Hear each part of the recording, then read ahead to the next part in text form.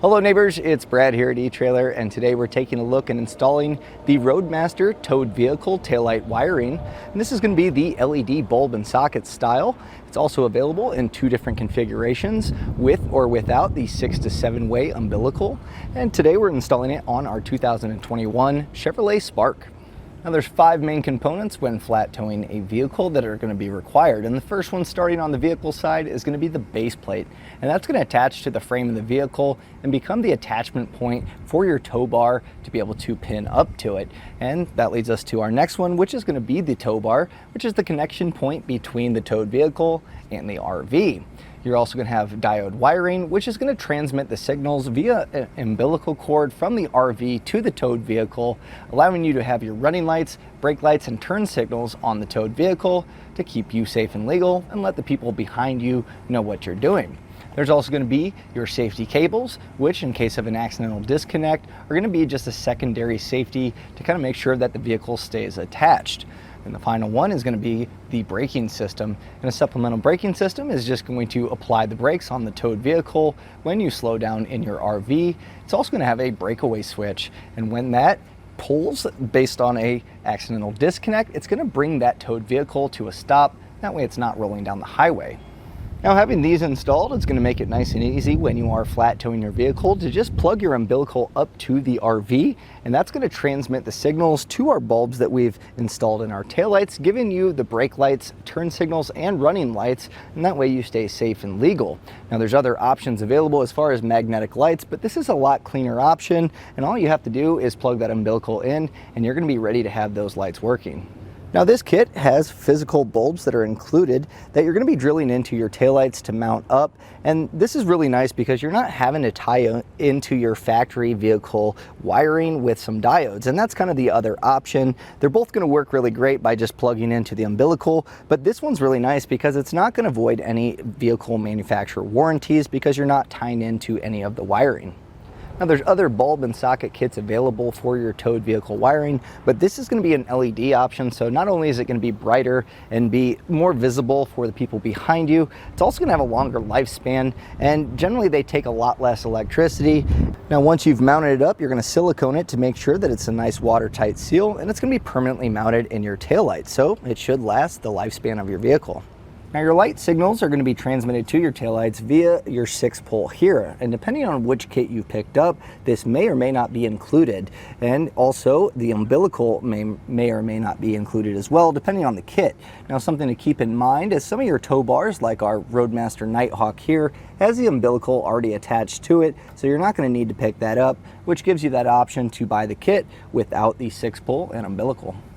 Now, if wiring isn't your strong suit and you're a little bit hesitant to cut into your factory taillight wiring, this is going to be a really good option because really it just comes down to running the wires to the back of the vehicle to your taillight. We're going to drill a hole, and you will have to splice some wires together, but you're not tying into those factory ones, so it's a little more peace of mind knowing that it's a completely separate system than your factory vehicle wiring.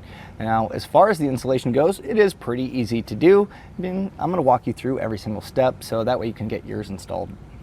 Now to begin our installation, first we're going to want to take our wire, and you'll see we have the front fascia off because we just installed our base plate, and if you've installed yours, I highly recommend keeping that front fascia off. It's going to make it a lot easier to run your wires.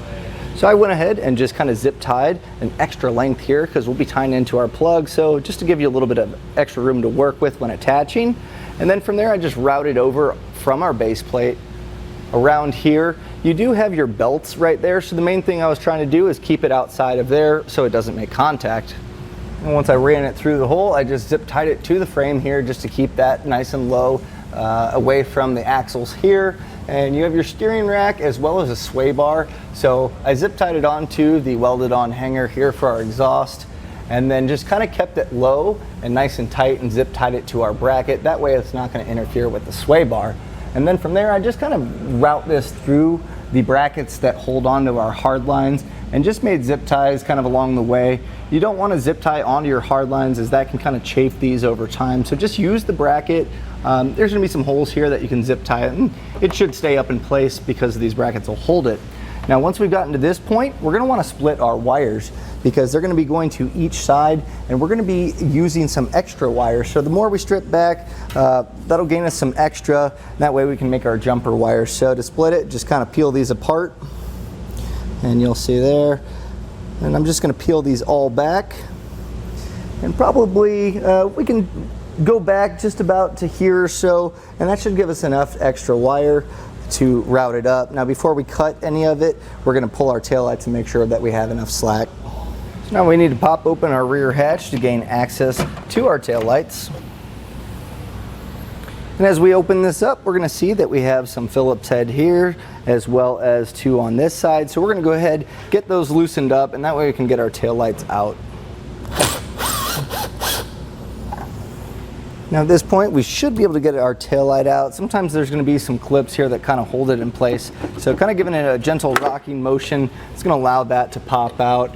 And as we can see, we have some wires attached. This is where that pin was. So if you're having trouble, that's where you're going to want to pry off. Now we have our taillight loose here, but all of these are going to be attached to the bulb. So we're going to leave it like this because we'll be drilling into this to mount our bulb. So I'll go ahead and get the other one off. So now that I have these loose, I'm going to go ahead and just twist these out. Now, very important, you're going to make sure that you don't touch your bulbs with your hands, and you're going to want to try to keep them as clean as possible. Sometimes oil and grease can cause these to overheat and cause damage to the bulbs. So just twist these out here. It's going to be easy to remember which way they go. We have a large white one, then our amber, and then this one down here is going to be a little bit smaller, so that way it shouldn't be hard to get these back in place. So now with this out, it's going to make it a lot easier to get our bulb mounted in. Now to mount our bulbs, you're going to see that there's these little tabs, and basically what those are going to do is lock into place once we drill our hole.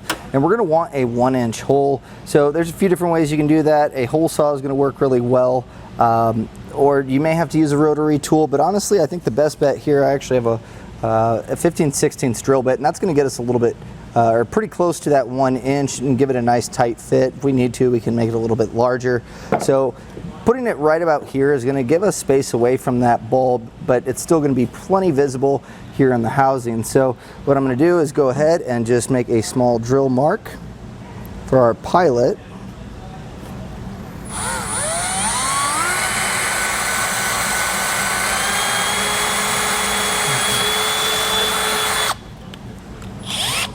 Now we can enlarge this out.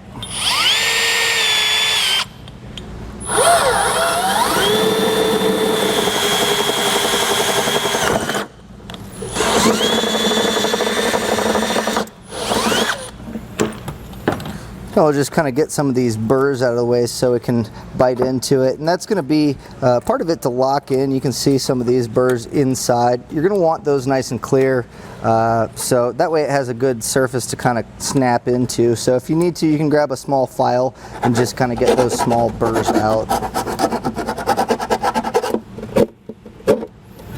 Get some of these outside burrs off as well. Now some of that plastic shavings might have gone in the taillight, so at this point you might want to grab a vacuum or compressed air and just kind of blow this out. That way when we put this back in, we don't have stuff floating around the taillight. So now we're going to get this popped into place here, so just make sure that you give it some nice even pressure to where all those tabs kind of snap in. It's going to be pretty tight here, but once we kind of get that in place, we'll be able to put some silicone here, and that's really going to make that watertight seal and hold that in.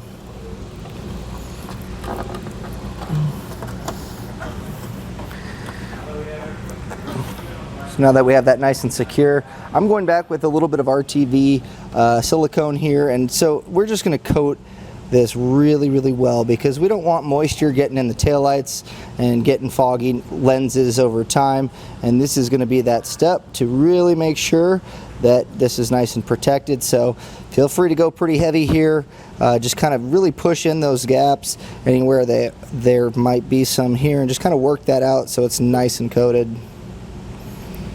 So now once we let this silicone dry, we can go ahead and grab the other taillight, and we're just going to repeat the same process. So while we're waiting for our silicone to dry, we can start running our wires, and what I've done is I've separated them back to right behind the fuel tank above the trailing arm here. And that way we can separate these. Our yellow is going to go over to our driver's side, and all three of these are going to go to our passenger, and we'll be jumping across, so we don't need to run this one quite yet because we'll be running some of our extra wires. Now what we'll do is make sure that it's got a nice few places to attach, which later on we can come back and zip tie, but we're going to want to pull these up to where our light sits. And the way to do that is running a fish wire. So there's a gap here where the rear bumper is, and I'm just using a spare airline tube. Now if you need to run something down for yours, you can use a string with a nut attached, basically anything that kind of is able to pass down here to be able to pull those up. So kind of just routing this down, I can then take our wires and just tape them on.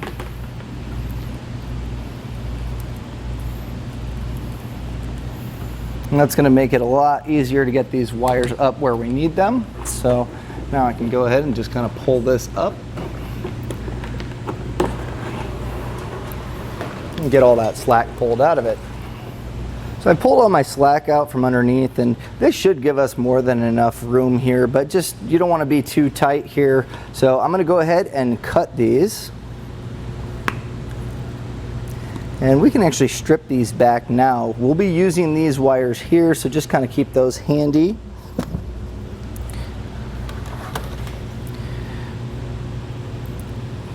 And as I mentioned before, our brown and white are going to jumper over. So that excess wire that we have, we're going to be using that to connect it here. So let's get this stripped first. And our green is going to just go directly into our wire, so we can also put a butt connector on there as well.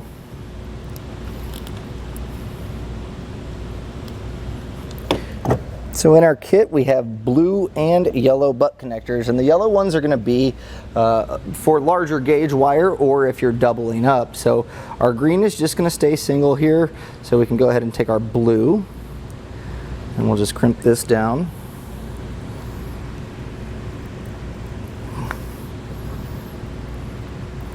And with all of our connections, we're going to want to, once we crimp it, kind of give it a quick tug just to make sure that the connection is good. You don't want this coming loose over time. Now at this point, what I'll do is take those extra wires that I had right here, and we'll be running this down. So we can go ahead and pass this extra wire down. And then we're just going to strip these ends as well.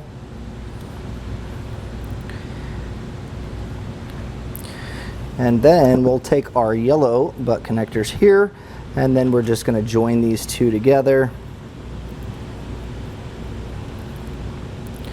You might want to just twist these a little bit.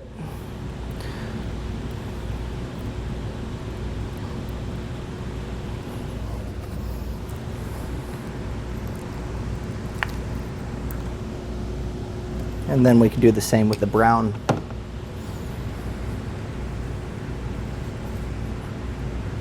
So with these all but connected up, you might want to just tape this up so they don't pull back down, or you can attach them to the wire however you want, just to make sure they don't fall in. And then those extra brown and white that we passed down, as well as the yellow, is going to route up to our driver's side, and we're just going to fish wire those up, and then we can make those connections. So I've gone ahead and routed our yellow and then those jumper brown and white wires, and I'm just going to give us a little bit of extra slack here again. And we'll cut this. Now we are going to need this extra white portion here. We'll be running a ring terminal on this to get a ground. So let's go ahead, we'll strip all these back. So our brown and yellow, we're going to put our blue butt connectors on there. And then the white, I use this little extra run here. This will get a ring terminal and ground it on here. But we'll go ahead and get our yellow butt connector on here.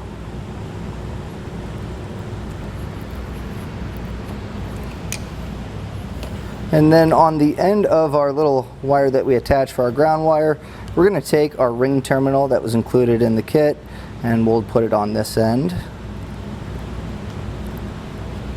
And I'm going to wait to mount this up just so we make sure we have enough clearance across the board for our wires once our taillights are back in place.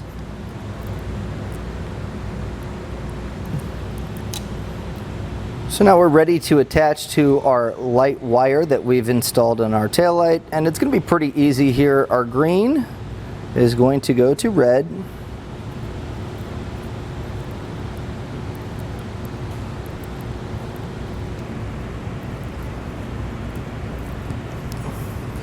And then we'll take our white wires here. These are going to go to the black wire. And then our brown is going to go to our brown. And if you want a little bit of extra bite on these single wires in that yellow, you can just strip back a little bit more and bend this over, and that's going to give it a little bit more space to fill that hole to really crimp down on it.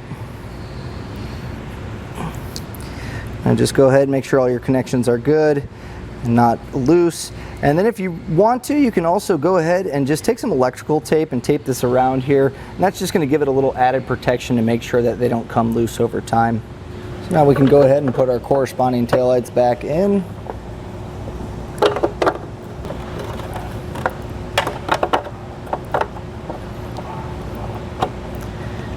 And I see this little hook down here.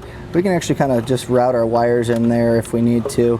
It's just going to kind of keep this out of the way. So now we got this back in place. Now it may be pretty tight where our plug is, so just kind of be careful there. But we'll get this tightened back in, and that's one taillight down.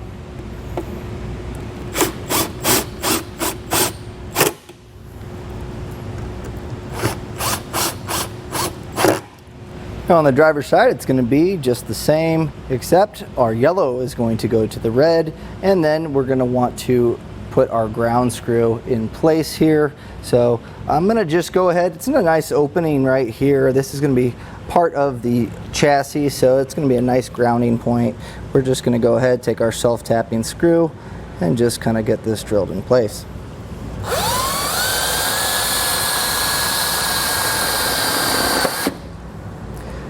And you're just going to want to make sure that that's tight enough to where that ring terminal's not slipping around, and that should be good. So now we can go ahead and get our taillights in the corresponding holes.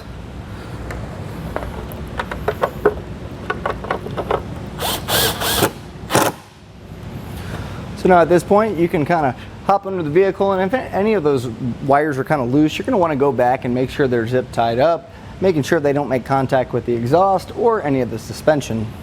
Now I've gone ahead and put our fascia back on, and I've just fed our wires through. Now if you've picked up the bulb and socket kit with the umbilical, you're going to have this included, and this is going to be your 6-pole connection, and that's how we send the signal from our RV to the vehicle. Now if you didn't pick up that kit, no worries, you can pick this up separately, and that way you can make the connection in the front. So I've kind of just pulled my wires back a little bit as we're going to be plugging them in individually, but before we do that, we're going to want to slip our boot here, and you can just push this back. And you'll see we have our 4 wires, and they're going to go into the corresponding holes here. So it's pretty easy. They're marked on here with some letter designations. So I'll go ahead and hook mine up and then kind of run you through where they all go. So as I said before, they actually have letters here denoting where each of the pins or the wires will go. And to get these in, it's pretty easy. Just a small little Phillips head screwdriver is going to back this out. Now make sure you don't back it all the way out, because they're kind of tricky if you drop it to find them, and also to get them threaded back in. So just back it up enough to where you can get your wires in. And we'll start here. Our brown is going to be our TM, and that's going to be our tail markers. We have our white, which is GD for ground. LT is going to be our yellow for our left turn, and then we have our RT, which is going to be our green for our right turn signal. Now if you're going to be running a charge line, you're going to be using this center post here, and that's going to be your 12-volt signal, and we're not going to be using the S currently on this. So pretty easy here, we got that attached. What I'm going to do is just take a little bit of dielectric grease, and I'm just going to kind of put it all in the terminals, just fill it up just for a little added protection here. And then our boot will just slide over this to kind of protect it. And I'm just going to add a little bit of wire loom just to kind of hide these wires. That way in the front of the vehicle you can't see the colored wires. And this is kind of up to you. You know, this is not necessary, but again, it just gives it a little cleaner look. So once we have that wire loom on, you can kind of tuck that in the boot, and we're going to just tape this all up so it's nice and sealed and keep it protected from the elements long term. So go ahead and just wrap it around completely. Now your base plate should have these little posts that stick out, and that's going to make it nice and easy to mount this up. We're just going to take some self-tapping screws and just run this in.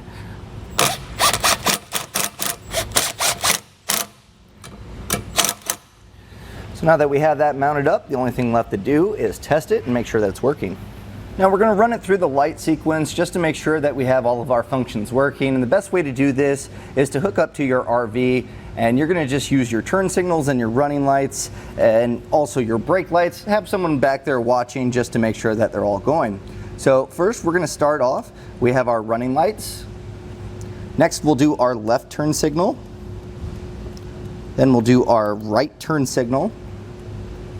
And then finally our brake lights. So now at this point you have your lighting functions working. All you need to do is finish up any of the rest of the flat toe components, and then you're ready to hit the road. And that was a look and installation of the Roadmaster towed vehicle taillight wiring, the LED bulb and socket version on a 2021 Chevrolet Spark.